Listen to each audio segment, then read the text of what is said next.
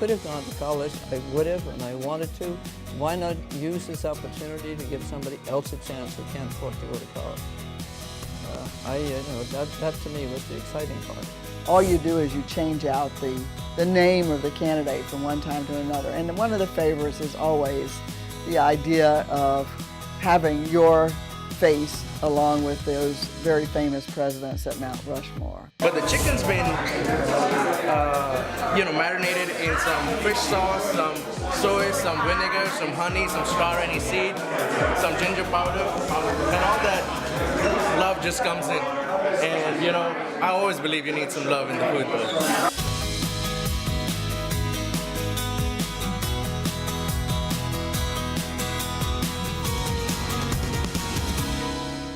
Hello, I'm Denise White, and welcome to University Beat.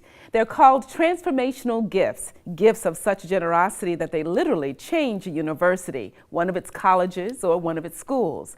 Examples can be found throughout USF, but today we focus on the St. Petersburg campus, where some extraordinary women have transformed the College of Business. Hedel Gandhi reports. The first thing you see is the shiny metal engraved with different sized circles like bubbles you find by the sailboats here. It's bright, fascinating, and one of a kind. A lot like Kate Tiedemann, this project is generating lots of excitement because USF St. Petersburg is just the third university in the country to name a business college after a woman. I was a kid from the country who did nothing but graduate from grammar school. I didn't go to high school, I didn't go to college, I went to some business classes to learn skills, but that was all I did. And I kept thinking to myself, well, what if I had the opportunity to go to college? What would have happened to me? Kate Tiedemann's $10 million gift is the largest this campus has ever received. If I could have gone to college, I would have, and I wanted to. Why not use this opportunity to give somebody else a chance who can't afford to go to college? That to me was the exciting part. Her wooden shoe necklace is a reminder of the wooden shoes her father made for her in Germany. Tiedemann wore them on a steamboat ride to New York City. So I arrived at age 18, could say yes and no and thank you, and I taught myself to count to 100 in English. So I had to get a job where I didn't need to use English too much. What was it? It was a housemaid for Governor Thomas E. Dewey, who had just retired from the state of New York as his governor. After 2 years with Dewey's family, she went to secretarial school. And I found a job totally unexpectedly in the surgical instrument business. And somehow or other, that's what I liked, and I went for it, and I've been in it ever since. Tiedemann helped 3 men launch surgical instrument businesses before deciding to start her own. I started my own company in my basement, in my home in my basement, back in 1975. And I grew it to the point where it became rather successful. Tiedemann's story is empowering for students like Jessica Godshall, who aspires to work for a Fortune 500 company one day. And I think it's really important to raise the awareness of people who want a better education for themselves. And this opportunity that provides others where they normally wouldn't have this would be excellent, and it's just inspiring. In fact, Tiedemann is one of 3 top benefactors to this campus, all of whom are women, including Tiedemann's partner Ellen Cotton and former Raymond James CFO Lynn Pippinger. It's highly unusual that the largest gifts in this institution's history would come from women, all women.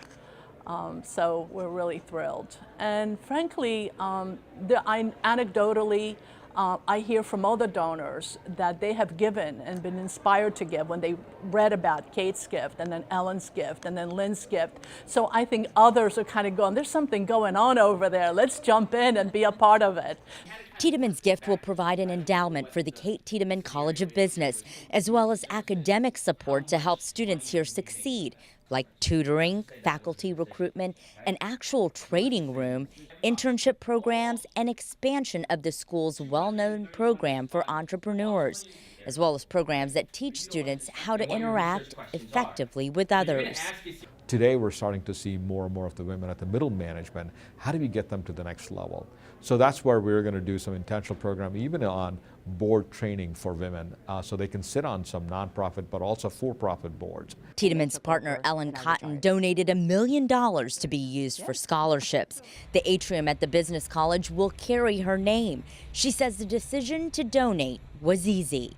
I only got to be, in high school, it was only a year and a half of high school. That's all I had.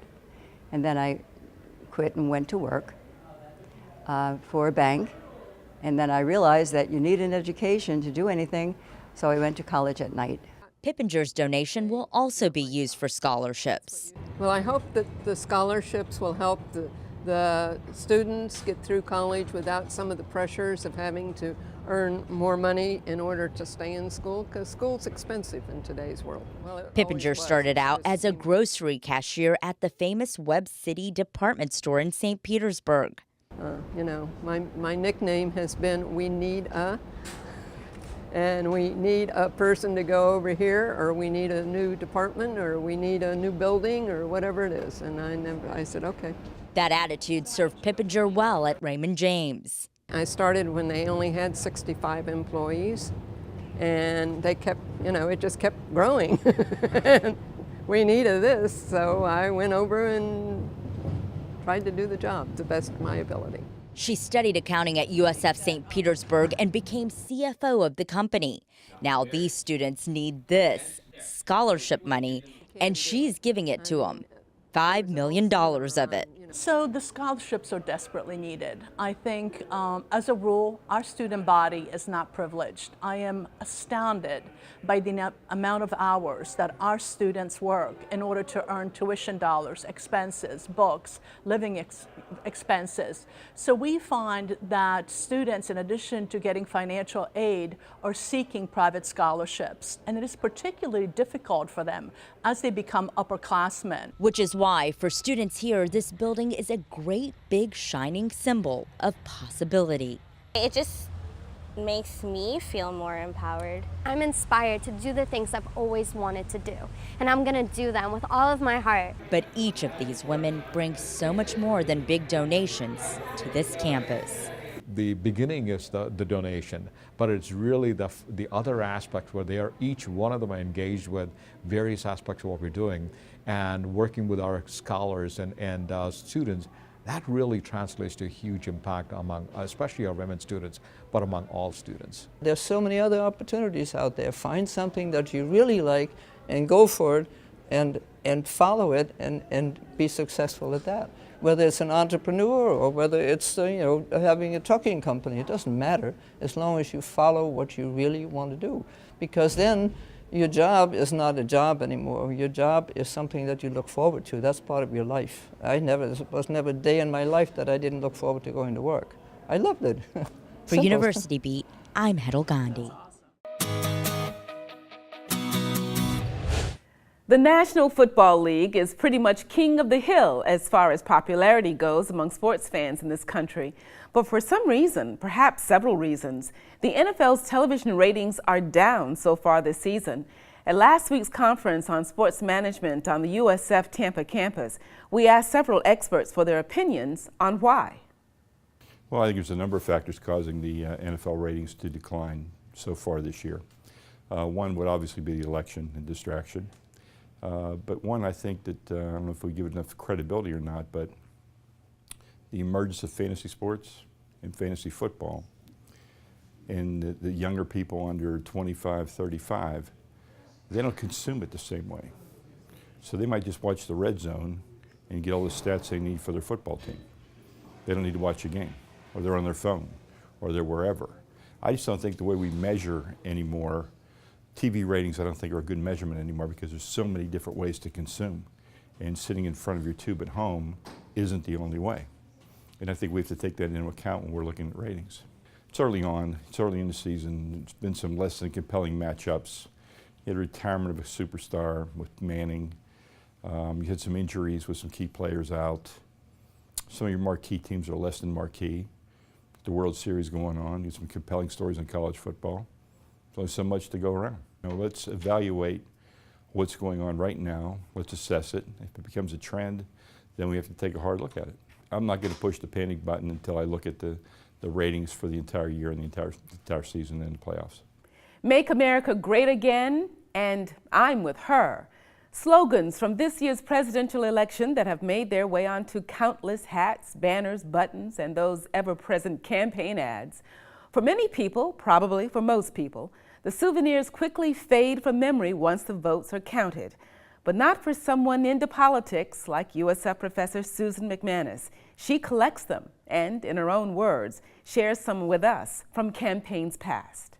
Congressman, thanks for what you stand for. Thanks for your 2000 election, of course, is one for the history books. But going into the election, it was an election where there was no incumbent in the race. So there was very high level of interest and a lot of competition. And of course, Florida, when all was said and done, ended up being the determinant of who won the election.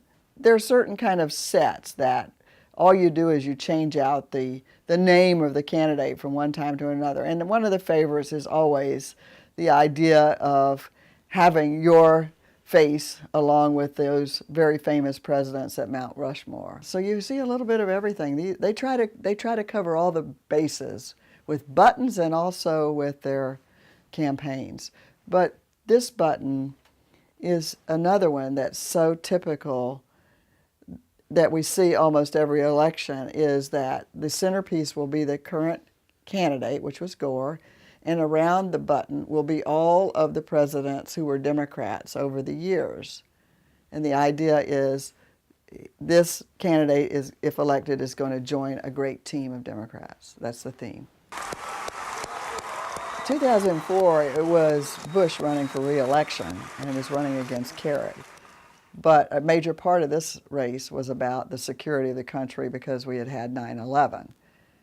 This was more of a year when it was the traditionalism that we associate with the Republicans, because you didn't want to really dramatize 9/11, but yet the inference was there that security was at the heart of what he was saying was a reason to re-elect him.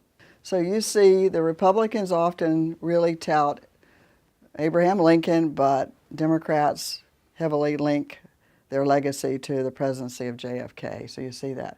But you see the beginning of the LGBT community starting to become more political. Every party has derogatory, kind of uplifting, funny, I can say uplifting, funny buttons that slam the opponent. So here it says, not Bush again, because Bush was running for re-election. If you have a cowboy look on Bush's buttons, well, you can almost predict, and it happened, that the Democrats would come back with a counter to it which says, Mama, don't let your sons grow up to be cowboys. So it's tit for tat, tat for tit, almost all the way. And not on issues as much as it is sometimes legacies and personalities. 2008 was an open race. There was no incumbent in the race. George Bush had served his 2 terms. It was clear that people were ready for a change, and you had a young black president candidate running against an older sort of war hero Republican, John McCain. So much of this campaign was really about projecting the ideas of change and hope, and also breaking the race barrier in America. This was forward-looking as opposed to retrospective looking back. And it created a much higher turnout rate than we had had in a while. John McCain was trying to tap into 2 things. First of all, the idea that Americans were still very much concerned about the security of the country, and his experience and his war hero status, having been a prisoner of war. The selection of Palin was really a shocker to everyone and was designed a lot to get the women's vote. And it also was designed to show that she had experience in public office. He never said publicly, to this day, he never says anything bad about Palin, but the history books do point to that as probably not the best decision. Pickering and the lobbyists will be in the same place 20 years from now. 2012 was a re-election campaign for President Obama, and he was challenged by big corporate type, Mitt Romney. And a lot of people thought that his business acumen would have been a good sell and a good candidate for the Republicans, but it was just not to be. It was a classic second-term type of campaign where the incumbent was a better campaigner and in the end pulled it across the line, although narrowly, because in Florida, Obama only bested Romney by 0.9%, the closest in the country. And you know what else I prepared for? I prepared to be president. A lot of interest in this year's election, more than we've seen in a very long time because of the unusual nature of the candidates. Hillary Clinton would be the first woman to be elected to the White House, and Trump is the first celebrity candidate who's totally unconventional in every way in how he's trying to campaign. It is interesting that this is the first election I can ever remember where a man's hairstyle has been more of a focal point than the women candidates' hairstyle. What makes this election so interesting and different is you have two candidates that couldn't be further apart in what they stand for, what they're campaigning on, how they campaign. We have a very divided country, and it's like we've never had as clear a contrast for voters. And it really kind of all comes down to this. Do you want to continue the way that the country is going, or do you want something drastically different? It's unprecedented, and it's why the polls are showing that a high percentage of Americans are really very interested in the election. The question is, will they vote? Poet and USF creative writing professor Jay Hopler's newest book has been nominated for this year's National Book Award. His collection, The Abridged History of Rainfall, is a finalist in the poetry category. Winners will be announced next month in New York. Hopler's book will be published November 15th, but he has given University Beat a preview. Winter night full of stars. I am a winter night full of stars. I am that star, the one you thought was a plane. I am the shadow of that plane casting its blackness over the lake house like a shroud. And I am that shroud, black, embroidered with stars, under which you grew cold that January night, laid out upon your catafalque of down. And those feathers were as snow in that mortuary air, floated like snowflakes in that mortuary air, when the wind came up, and when the wind died down, they were as snow upon the ground. Am I the smoke drifting through the bare branches of a Japanese maple? Or am I the Japanese maple smoke drifting through its bare branches? It is not smoke, but light burning to a fine ash. And in that darkness may you, like those dark blooms, shine. Come, oh, let us to dust together. May 25th. Behind the banyan trees, the mansions. Behind the mansions, the lagoon. In the lagoon, a mooring of sailboats. Wind in the rigging, hull slap and groan. Where is everybody? The sound of people playing in their pools, well, there isn't any. The streets are empty. The moon, like a moon jelly, beating its slow float in the not quite dark. In the gardens of the Moorings Country Club, the lights have come on. Rice paper lanterns printed with cherry blossoms. Oh, this unstarred sky.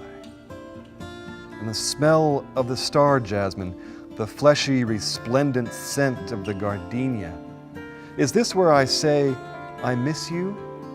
Where I say, Father, isn't there anything in this evening's long cortege of bloom as beautiful as it used to be? Like the sound of an empty ship drifting through fog, like a sweet, despicable imitation of morning. A piteousness of doves is cooing in the banyan trees. After the obsequies, etc. On the pond beyond the north lawn, swans in honking congress congregate. The gates of the estate are chained, the manor's curtains drawn. On the pond beyond the north lawn, the breeze has thrown a sheet of leaves and then withdrawn to tend the family cemetery. Who leaves graves in such a state? On the pond beyond the north lawn, swans in honking congress congregate, echoes of all that here was elegant and fine. Elegant? Try obnoxious. Forget lamentations. Flocks of swans are dins. If only noise could slow the sun's descent. Echoes of all that here was elegant die across the darkling firmament. A breeze sweeps leaves from a grave's chipped face. On that stone, an epitaph. Forget your lamentations. An echo of all that here was elegant and fine. Try obnoxious. Try impossible. It's called the Bull's Bistro, and it's in Lakewood Ranch. And what it is a unique opportunity for students in the College of Hospitality and Tourism Leadership on the Sarasota Manatee campus.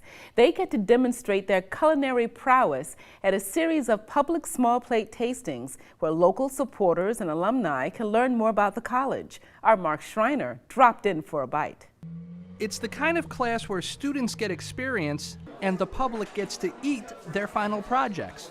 It's the Bull's Bistro, and it's part of the College of Hospitality and Tourism Leadership's Restaurant Management course. Dean Pat Morio came up with the concept. So this is one of their last things they do now, serving the public. They have to do all the planning of the menus. They have to do all the ordering of the food. The chefs, of course, help them produce the food, and they have to make money out of this. Chef Joe Askren says that running the operation as a bistro instead of a restaurant allows them to create an ever-changing menu of 3 to 4 bite-sized tapas items, usually based on a theme. We never do the same menu twice, so that's kind of fun. So not only do the students have fun with it, the chefs do too, of course. And we think it's a darn good value. It's a $20 ticket, and they're going to be able to taste the guests are going to be able to taste 3 different items. At the bistro we attended, Chef Gary Colpitz, the lab's culinary services manager, built a menu featuring a trio of Mediterranean dishes paired with 2 glasses of wine or 2 beers, including some brewed by faculty and students. In one kitchen, underneath a pair of large monitors showing his handiwork come together across a large cooktop, Institute chef Rob Avila assembled carne asada tacos. It started with marinated beef. And then I'm hitting it with the Asian slaw that we made here. It's got red peppers, green peppers, celery, ginger, a little bit of just a hair of soy sauce and lemon juice. And then queso fresco, some fresh radishes and wedges of lemon, just to add a little flavor. Crossing over into the Tuscan-style kitchen, other recipes were coming together. Angud Dang, a graduate assistant from India, was making the traditional Malaysian dish called sambal chicken. But the chicken's been, marinated in some fish sauce, some soy, some vinegar, some honey, some star anise seed, some ginger powder, and all that love just comes in. And, I always believe you need some love in the food, though. The bistro is held at USF Sarasota Manatee's Culinary Innovation Lab. That location gives students the chance for hands-on experiential learning. Thank you so much. Appreciate it. It gives them confidence. It gives them, it improves a lot of their different skills that they need out in the industry, communication skills, working together as a team, strategic thinking, coming up with not only the initial plan, but maybe contingency plans if something does go wrong. Hospitality Management Senior Rachel Dixon, who was pouring wine at the bistro, agrees about the importance of that experience. It's essential. You definitely need experience. Most of the time in restaurants and hotels, they want to hire somebody that has some general knowledge of what goes on front of the house and back of the house. So this is definitely essential for making a career in the restaurant or hotel industry. The biggest lessons she's learned in the program? You can't please everyone, and do the best that you can. And the Bistro also provides the chance for the public to learn about the college and what its students and faculty are doing. If you look around in here, we have a lot of people. That's the whole point. Community and the students together, students practicing management, and of course learning what good food is about too. Larry May is a Lakewood Ranch resident who plans on attending all of the bistros this year with his wife and friends. Well, the thing that's interesting about it is an opportunity to take advantage of some gourmet things that you really can't prepare at home. We truly enjoyed it immensely, and it's well worth the small amount that you have to pay for something that you don't ordinarily get a chance to enjoy. Askren adds that the public response has been incredible. So for the very first one we did, we had 2 weeks to promote it. I would have been happy with 10, 12 people. You know, we ended up doing about 4 times that. We ended up doing 40 people on the first night, and we still have a few more tickets available for the rest of the events this semester, but we're selling out quick. For ticket information about upcoming Bistro events, visit the link on screen. The college is also planning to hold bistros on a bi-weekly basis in the spring semester. For University Beat, I'm Mark Schreiner. Good.